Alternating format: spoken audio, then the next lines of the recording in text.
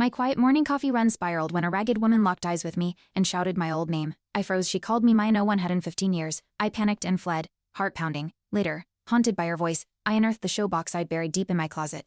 There she was, Jasmine Hawkins, my everything at Sunshine House, that embroidery thread bracelet, still in the box we'd promised forever. But I left her behind, and now she was on the streets, broken by a world I escaped from. I couldn't sleep, her voice echoed in the dark.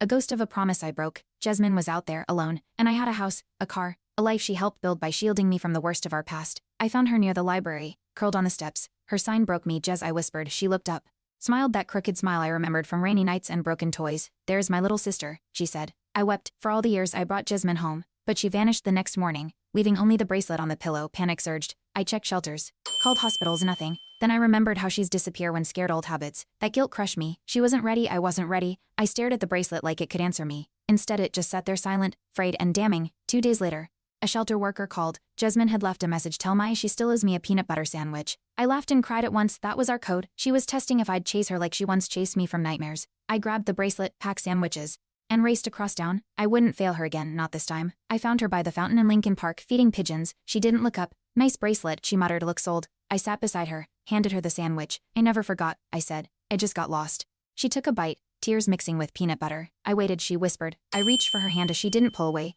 Not this time. Then came the twist. A woman from a nearby bench stood and called Jasmine's name. Time's up, she snapped. A social worker.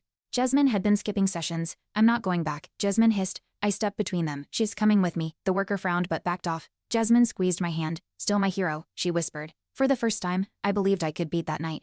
We sat on my porch, the bracelet between us. I apologized not just for leaving, but for pretending I wasn't Maya. Jasmine nodded. You're both, she said. I clutched the bracelet. So are you still, Jasmine, still home? We sat in silence together again. The past hadn't vanished.